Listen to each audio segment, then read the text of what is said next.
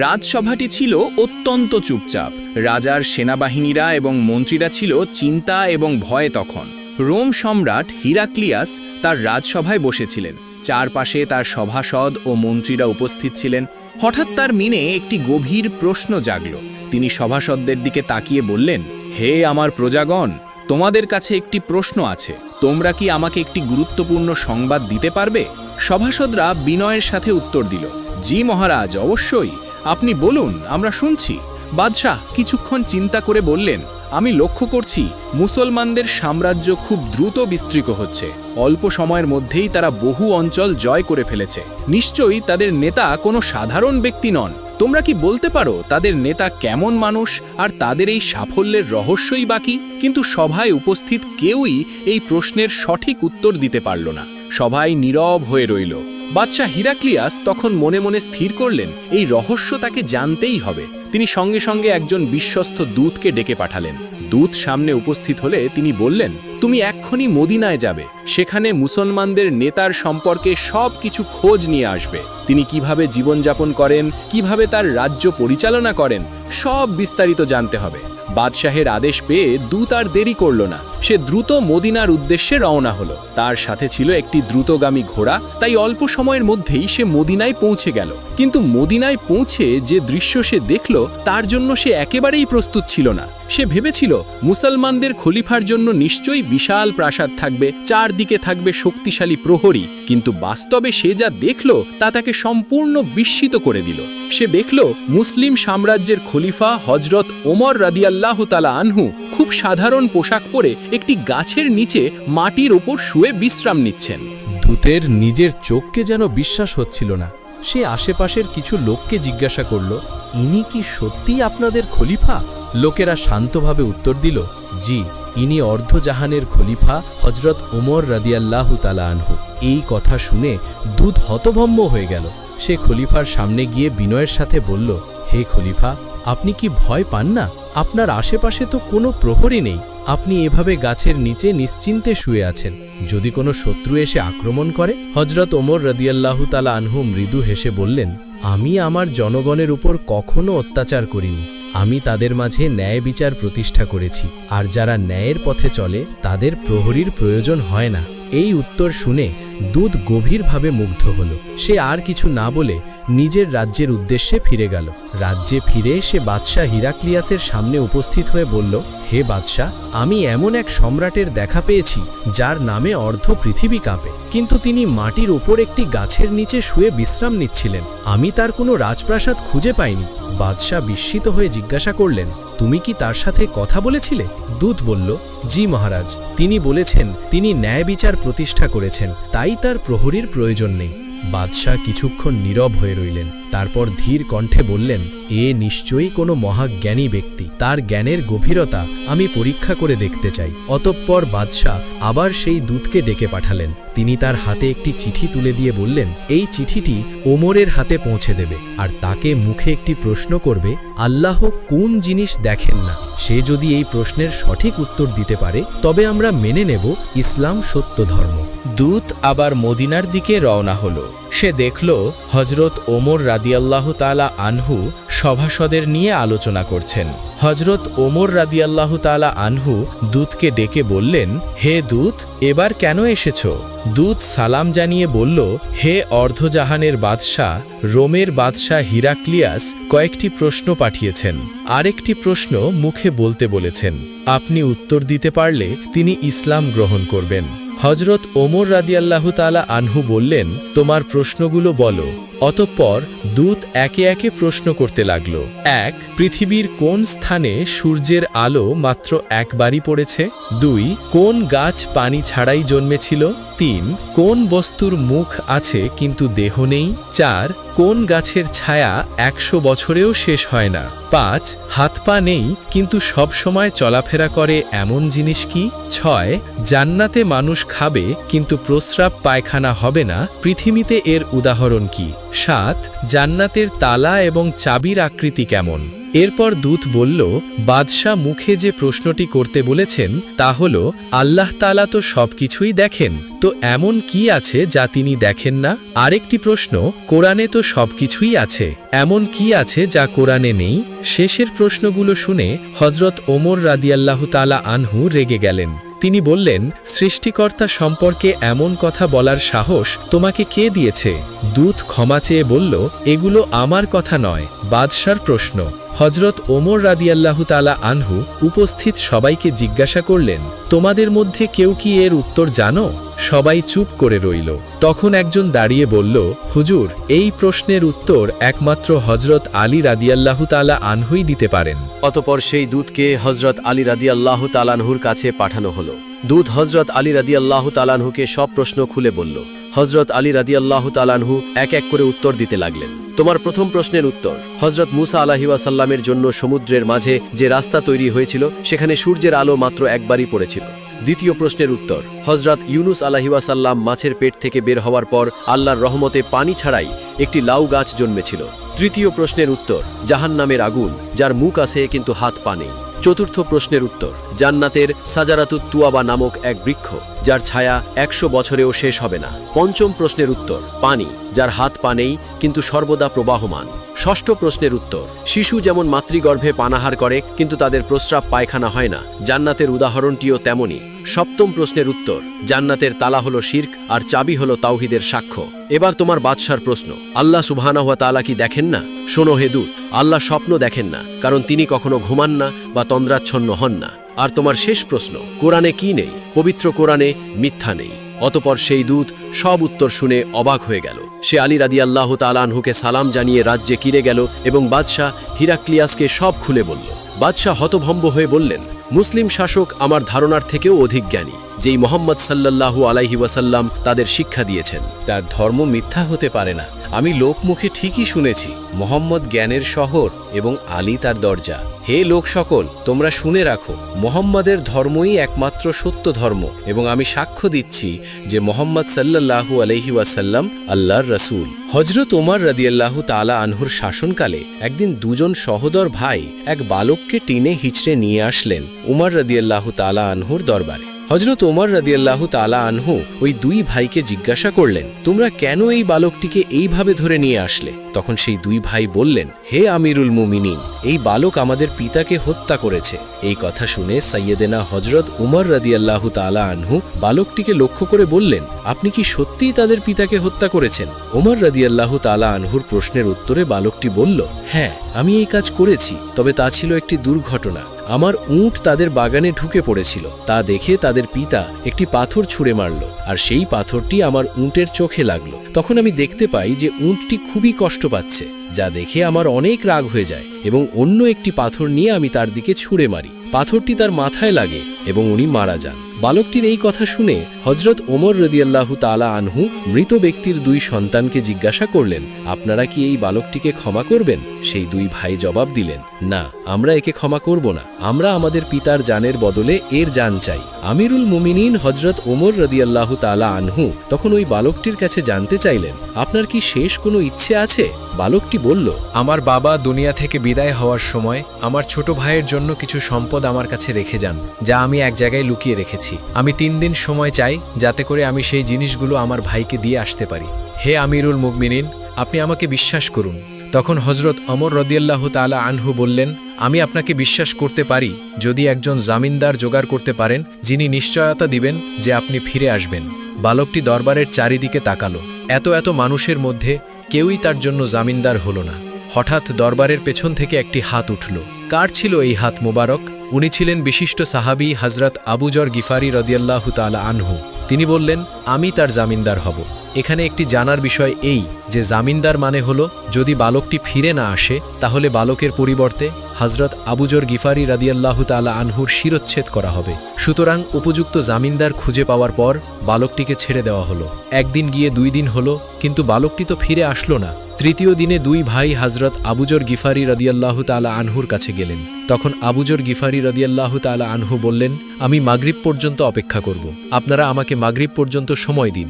অতপর মাগরিবের কিছুক্ষণ আগে হজরত আবুজর গিফারি রাদিয়াল্লাহু তাআলা আনহু সাইয়্যিদানা ওমর রাদিয়াল্লাহু তাআলা আনহুর দরবারের দিকে রওনা হলেন।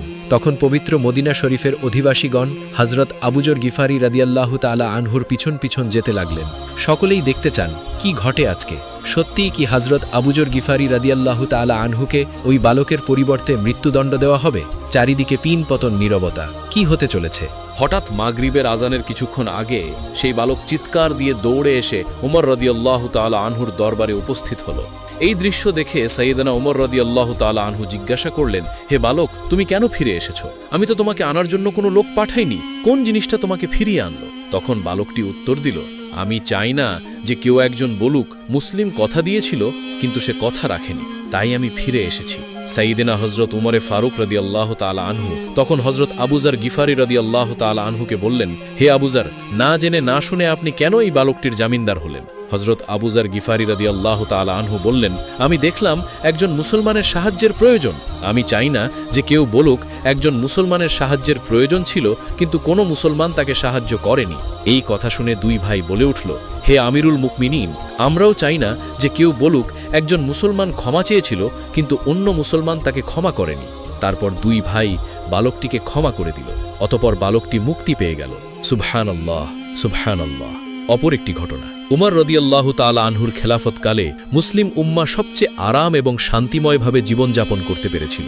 তিনি অর্ধ পৃথিবীর বাদশাহ হয়েও প্রতি রাতে মানুষের বাড়িতে বাড়িতে গিয়ে খোঁজ খবর নিতেন, কোন বাড়িতে অনাহারে কেউ আছে কিনা, এমন কে আছে যে না খেয়ে ঘুমিয়েছে।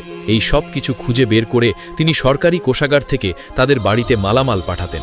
একদিন তিনি রাতের বেলা পর্যবেক্ষণ করতে গিয়ে এক বাড়িতে লক্ষ্য করলেন একটি ঘরের মধ্যে দুইটি বাচ্চা কান্না করছে এবং একটি চুলার উপর পাতিল বসিয়ে এক মা কি জানি নাড়াচাড়া করছে আর বাচ্চাদেরকে বলছে, আর একটু পরেই তোমাদের খাবার তৈরি হয়ে যাবে। এই বলতে বলতে অনেক সময় হয়ে গেল কিন্তু খাবার হচ্ছে না। একটা সময় বাচ্চারা ঘুমিয়ে পড়েছে। এরকম ঘটনা দেখে হজরত ওমর রাদিয়াল্লাহু তাআলা আনহু নিজের পরিচয় গোপন রেখে সালাম দিয়ে সেই মহিলার ঘরে প্রবেশ করলেন এবং মহিলাকে জিজ্ঞাসা করলেন, আপনি চুলায় কি রান্না করছেন? আর আপনার ছেলেদেরকে তো কিছুই খেতে দিলেন না, তারা তো না খেয়েই ঘুমিয়ে পড়েছে। তখন মহিলা জবাব দিলেন, আজকে রাত্রে খাবার মতো আমার ঘরের মধ্যে কিছুই ছিল না। বাচ্চারা পাশে কান্না করছিল, বারবার আমার কাছে খাবার চাচ্ছিল। আমি নিরুপায় হয়ে গিয়েছিলাম, কিভাবে কোথা থেকে বাচ্চাদেরকে খাবার এনে দেব। এমন অবস্থায় আমি নিরুপায় হয়ে পাতিলের মধ্যে কোনো একটা কিছু দিয়ে নাড়াচাড়া করে অভিনয় করছিলাম আর বাচ্চাদেরকে বলছিলাম, এই তো তোমাদের খাবার হয়ে যাচ্ছে, আর একটু পরেই খাবার দিচ্ছি, তোমরা খেয়েই ঘুমিয়ে পড়বে। এই বলতে বলতে আমি অপেক্ষা করছিলাম কখন বাচ্চারা ঘুমিয়ে যাবে। একটা পর্যায়ে বাচ্চারা ঘুমিয়ে যায়। ওমর রাদিয়াল্লাহু তাআলা আনহু মহিলার মুখে এমন কথা শুনে সেখান থেকে তাৎক্ষণিকভাবে বের হয়ে সেই রাত্রেই সরকারি কোষাগার থেকে আটার বস্তা নিয়ে একটি সিপাহীকে সেই মহিলার বাড়িতে পাঠান অথবা নিজেই বয়ে আনেন। সেই মহিলা তখন রাত্রিবেলায় এসে আটা দিয়ে রুটি বানিয়ে তার ছেলেদেরকে ঘুম থেকে উঠিয়ে রুটি খাওয়ালেন এবং আল্লাহর দরবারে শুকরিয়া আদায় করলেন এবং আল্লাহর কাছে দুই হাত তুলে আমিরুল মোমিনিন হজরত ওমর রাদিয়াল্লাহু তাআলা আনহুর জন্য দোয়া করলেন। একদা ঈদের আগের দিন হজরত ওমর রাদিয়াল্লাহু তাআলা আনহুর স্ত্রী নিজ স্বামীকে বললেন, আমাদের জন্য ঈদের জামা না হলেও চলবে, কিন্তু ছোট্ট বাচ্চাটি ঈদের নতুন কাপড় পরার জন্য কান্না করছে। জবাবে আরব জাহানের শাসক হজরত ওমর রাদিয়াল্লাহু তাআলা আনহু বললেন, হে বিবি, আমার তো নতুন জামা কিনে দেওয়ার মতো কোনো সামর্থ্য নেই। তারপর হজরত ওমর রাদিয়াল্লাহু তাআলা আনহু অর্থমন্ত্রীর নিকট 1 মাসের অগ্রিম বেতন দেওয়ার জন্য চিঠি পাঠালেন। অর্ধজাহানের বাদশাহ হজরত ওমর রাদিয়াল্লাহু তাআলা আনহুর এমন চিঠি পেয়ে অর্থমন্ত্রী চোখের পানি ছেড়ে দিলেন। অতঃপর তিনি বাহককে কোনো টাকা না দিয়ে ফেরত আরেকটি চিঠি পাঠিয়ে দিলেন। হজরত ওমর রাদিয়াল্লাহু তাআলা আনহু সেই চিঠি খুলে পড়লেন। ওই চিঠিতে লেখা ছিল, হে আমিরুল মুমিনিন, অগ্রিম বেতন নেওয়ার জন্য আপনাকে 2টি বিষয়ে ফয়সালায় আসতে হবে। সেই মেয়াদ পর্যন্ত আপনি বেঁচে থাকবেন কিনা, আর যদি বেঁচেও থাকেন তাহলে সেই মেয়াদ পর্যন্ত আরব জাহানের জনগণ আপনাকে ক্ষমতায় রাখবেন কিনা। অর্থমন্ত্রী আবু উবায়দা রাদিয়াল্লাহু তাআলা আনহুর এমন চিঠি পড়ে হজরত ওমর রাদিয়াল্লাহু তাআলা আনহু জবাবে কিছুই বললেন না। এমন সময় তিনি এত পরিমাণে কাঁদছিলেন যে চোখের পানিতে তার দাড়ি মুবারক ভিজে যাচ্ছিল এবং তিনি আল্লাহর দরবারে 2 হাত তুলে দোয়া করলেন এমন যোগ্য একজন অর্থমন্ত্রী মিলিয়ে দেওয়ার জন্য। একদা হজরত ওমর রাদিয়াল্লাহু তাআলা আনহু হাঁটতে হাঁটতে কোথাও যাচ্ছিলেন। কিছু দূর যাওয়ার পরই দেখলেন এক বৃদ্ধাকে, যিনি বিড়বিড় করে কিছু একটা বলছিলেন। হজরত ওমর রাদিয়াল্লাহু তাআলা আনহু তার কাছে গেলেন এবং তার খোঁজ খবর নিলেন। তিনি জিজ্ঞাসা করলেন, আচ্ছা বুড়িমা, খলিফা ওমর সম্পর্কে তোমার ধারণা কি? বুড়ি হজরত ওমরকে আগে কখনো দেখেনি, তাই তাকে চিনতে পারেনি। সে হজরত ওমরের কথা শুনে কিছুটা বিরক্ত হলো এবং বলল, ওমর টমর দিয়ে আমি কি করব? আমার কি এমন ঠেকা পড়েছে যে তার খবর আমাকে নিতে হবে? আমি নিজের চিন্তায় বাঁচছি না। বুড়ির কথায় ছিল রাগ আর অসন্তুষ্টির ছাপ।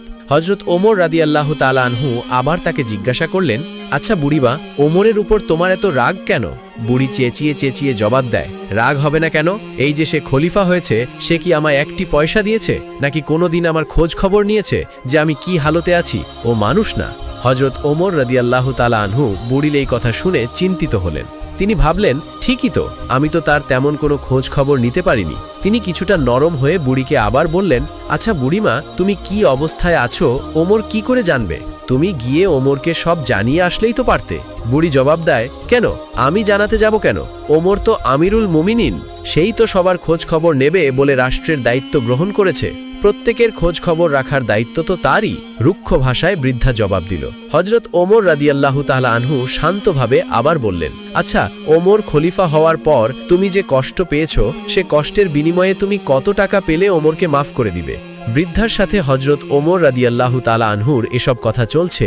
এমন সময় হজরত আলী রাদিয়াল্লাহু তাআলা আনহু ও আব্দুল্লাহ ইবনে মাসুদ রাদিয়াল্লাহু তাআলা আনহু সেখানে হাজির হলেন। তারা হয়তো কোথাও যাচ্ছিলেন। তারা এসেই সালাম দিলেন, আসসালামু আলাইকুম ইয়া আমিরুল মুমিনিন। আগন্তুক দুই ব্যক্তির মুখে আমিরুল মুমিনিন শব্দ শুনে বৃদ্ধা তাজ্জব হয়ে গেল। সে ভয়ে কাঁপতে লাগলো আর ভাবতে লাগলো যে সে হজরত ওমরের সামনেই তাকে এত গালমন্দ করেছে। এই চিন্তা করে দারুণ অনুতপ্ত হলো বুড়ি। হজরত ওমর রাদিয়াল্লাহু তাআলা আনহু বৃদ্ধাকে সান্ত্বনা দিলেন এবং তার হাতে 5টি স্বর্ণমুদ্রা দিয়ে বললেন, বুড়িমা, তুমি এই চামড়ায় লিখে দাও যে কিয়ামতের দিন ওমরের কাছে আমার কোনো দাবি নেই। বৃদ্ধা তখন তাই করল, চামড়ার উপর তা লিখে দিল। বৃদ্ধা আর হজরত আলী রাদিয়াল্লাহু তাআলা আনহু সাক্ষী হিসেবে তাতে দস্তখত করলেন। হজরত ওমর রাদিয়াল্লাহু তাআলা আনহুর আরও একটি ঘটনা। হজরত ওমর রাদিয়াল্লাহু তাআলা আনহু হজরত মুহাম্মদ সাল্লাল্লাহু আলাইহি ওয়াসাল্লামকে অনুসরণ করে তালি লাগানো জামা পরতেন। যখন তিনি মুসলমানদের প্রাণকেন্দ্র বাইতুল মুকাদ্দাস জয় করার জন্য বের হয়েছিলেন, সেই সময় তার পরিহিত জামায় 17টি তালি লাগানো ছিল। যখন তিনি তালিযুক্ত জামা পরিহিত অবস্থায় জেরুজালেমের উদ্দেশ্যে রওনা হয়েছিলেন, তখন সাহাবাদের মধ্য হতে কেহ একজন হজরত আলী রাদিয়াল্লাহু তাআলা আনহুকে বলল, ইয়া আলী, হজরত ওমর রাদিয়াল্লাহু তাআলা আনহুকে বলুন অন্তত আজকের দিনে তিনি তালিযুক্ত কাপড় খুলে একটু ভালো কাপড় পরিধান করার জন্য, কারণ তিনি ইহুদি খ্রিস্টানদের দেশে যাচ্ছেন। তারা হয়তো আমিরুল মুমিনিনকে দেখে বিরূপ মন্তব্য করতে পারে। তারা তিরস্কার করে বলতে পারে যে মুসলমানগণ খলিফার জন্য একজোড়া ভালো কাপড়ের ব্যবস্থাও করতে পারেনি। আপনি খলিফাকে বুঝিয়ে বলুন। সাহাবাদের পিড়াপিড়িতে হজরত আলী রাদিয়াল্লাহু তাআলা আনহু কথাটি বলার জন্য হজরত ওমরের কাছে গেলেন, কিন্তু এমন কথা বলার সাহস পেলেন না তিনি, কারণ হজরত ওমর রাদিয়াল্লাহু তাআলা আনহু এমনিতেই গরম মেজাজের ছিলেন। তার উপর এমন স্পর্শকাতর বিষয়ে মুখটাই বা খুলবেন কিভাবে? অনেক চেষ্টা করলেন, কিন্তু কোনোভাবেই বলতে পারলেন না। ফিরে এলেন সাহাবাদের কাছে এবং নিজের অপারগতা প্রকাশ করলেন। হজরত আলী রাদিয়াল্লাহু তাআলা আনহু বললেন, আমি যখন বলার জন্য তার কাছে গিয়েছি, তখন কথা বলার শক্তি হারিয়ে ফেলেছি। এবার সাহাবাগণ পরামর্শ করলেন, তাহলে এই কথা খলিফার কাছে কে বলতে পারে? সকলেই খেয়াল পেশ করল হজরত আয়েশা রাদিয়াল্লাহু তাআলা আনহা এবং হজরত হাফসা রাদিয়াল্লাহু তাআলা আনহা বলতে পারবেন। তারা সকলেই মিলে হজরত হাফসা রাদিয়াল্লাহু তাআলা আনহার কাছে গেলেন। হজরত হাফসা রাদিয়াল্লাহু তাআলা আনহা বললেন, আমি আল্লাহর রাসূলের স্ত্রী এবং খলিফা ওমরের মেয়ে, কিন্তু আমার পিতাকে এ কথা বলার সাহস আমার নেই, আমি এ কথা বলতে পারবো না। তখন হজরত আয়েশা রাদিয়াল্লাহু তাআলা আনহা বললেন যে তিনি এ কথা হজরত ওমর রাদিয়াল্লাহু তাআলা আনহুকে বলতে পারবেন। সাহাবায়ে কেরাম হজরত আয়েশা রাদিয়াল্লাহু তাআলা আনহার কাছে দরখাস্ত করলেন। অতঃপর তিনি হজরত ওমর রাদিয়াল্লাহু তাআলা আনহুকে ডেকে পাঠালেন। হজরত ওমর রাদিয়াল্লাহু তাআলা আনহু হজরত আয়েশা রাদিয়াল্লাহু তাআলা আনহার পয়গাম পাওয়ার সাথে সাথেই উপস্থিত হলেন। ভারত উপমহাদেশের বিখ্যাত হাদিস বিশারদ শাহ ওয়ালিউল্লাহ মুহাদ্দিসে দেহলভী রহমতুল্লাহি আলাইহি একটি গ্রন্থে লিখেছেন যে হজরত ওমর রাদিয়াল্লাহু তাআলা আনহু আম্মাজান আয়েশা রাদিয়াল্লাহু তাআলা আনহার সামনে দোজানু হয়ে বসে পড়লেন। আয়েশা রাদিয়াল্লাহু তাআলা আনহা বললেন, হে আমিরুল মুমিনিন, আপনি যেহেতু খ্রিস্টানদের রাজ্যে যাচ্ছেন, এজন্য আপাতত এই তালিযুক্ত জামা পরিত্যাগ করে অন্য একটি ভালো জামা পরিধান করুন। আম্মাজন আয়েশা রাদিয়াল্লাহু তাআলা আনহার কথা শেষ হতে না হতেই খলিফাতুল মুসলিমিন কেঁদে ফেললেন। আয়েশাকে বললেন, আম্মা, আপনি কি আমাকে রাসূল সাল্লাল্লাহু আলাইহি ওয়াসাল্লাম থেকে দূরে সরিয়ে দিতে চাচ্ছেন?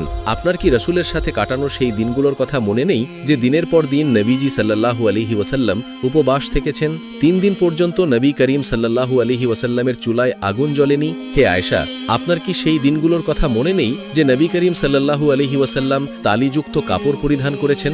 আম্মাজান, ওমর এই ছেঁড়াফাড়া তালিযুক্ত পোশাক পরে যে স্বাদ অনুভব করে তা বোঝানো সম্ভব নয়। আমি আর অন্য কিছুতেই এমন স্বাদ অনুভব করি না। সিরাতের কিতাবসমূহে লিপিবদ্ধ রয়েছে যে খলিফা হযরত ওমর রাদিয়াল্লাহু তাআলা আনহু যখন রাসূল সাল্লাল্লাহু আলাইহি ওয়াসাল্লামের অনাড়ম্বর জীবনের কথা আলোচনা করতেন, তখন হযরত আয়েশা এবং হযরত হাফসা দুজনেই অঝরে কাঁদছিলেন। অতঃপর খলিফাতুল মুসলিমিন হযরত ওমর রাদিয়াল্লাহু তাআলা আনহু তালিযুক্ত কাপড় পরিধান করেই মুসলমানদের প্রাণকেন্দ্র বাইতুল মুকাদ্দাস বিজয় করার জন্য বের হন। হযরত ওমর রাদিয়াল্লাহু তাআলা আনহু যখন জেরুজালেম শহরে প্রবেশের দ্বারপ্রান্তে 20 লক্ষ বর্গমাইলের বিশাল সাম্রাজ্যের খলিফার হাতে উটের রশি আর ভৃত্য বসে আছেন উটের ওপর, মুসলিম বাহিনীর সেনাপতি আবু ওবাইদা ইবনুল জাররাহ রাদিয়াল্লাহু তাআলা আনহু লক্ষ্য করলেন খলিফার গায়ে অতি সাধারণ 17টি তালিযুক্ত জামা। উটের রশি ধরে টানছেন মুসলিম বিশ্বের খলিফা, আর ভৃত্য বসে আছেন উটের ওপর। এটা দেখে রোমানরা কি মনে করবে, এসব ভেবে তিনি বললেন, হে আমিরুল মুমিনিন, আমরা এমন এক জায়গায় আছি যেখানে লোকেরা চাকচিক্য পছন্দ করে, মানুষের বাহ্যিক সৌন্দর্য দেখে মানুষের মর্যাদার বিচার করে। তাই আপনি যদি একটু ভালো পোশাক পরতেন তাহলে তা কতই না উত্তম হতো। হযরত ওমর রাদিয়াল্লাহু তাআলা আনহু তখন আবু ওবাইদা ইবনুল জাররাহ রাদিয়াল্লাহু তাআলা আনহুর কথায় রেগে গেলেন, তার বুকে আঘাত করলেন আর বললেন, আমি তোমার পক্ষ থেকে এই কথাগুলো আশা করিনি। এরপর হযরত ওমর রাদিয়াল্লাহু তাআলা আনহু বলেন, আমরা হচ্ছি সেই জাতি যাদেরকে মহান আল্লাহ সুবহানাহু ওয়া তাআলা ইসলাম দ্বারা সম্মানিত করেছেন। আমরা যদি ইসলাম ছাড়া অন্য কোনো উপায়ে সম্মান খুঁজি তাহলে মহান আল্লাহ তাআলা আমাদের অসম্মানিত করবেন। প্রিয় দর্শক, এই ছিল আমাদের আজকের ভিডিও। আমাদের ভিডিওটি কেমন লাগলো একটি লাইক দিয়ে কমেন্ট করে জানাবেন এবং পরবর্তী ভিডিও পেতে আমাদের চ্যানেলটি অবশ্যই সাবস্ক্রাইব করবেন। আপনারা সকলেই ভালো থাকুন, সুস্থ থাকুন। আল্লাহ হাফেজ।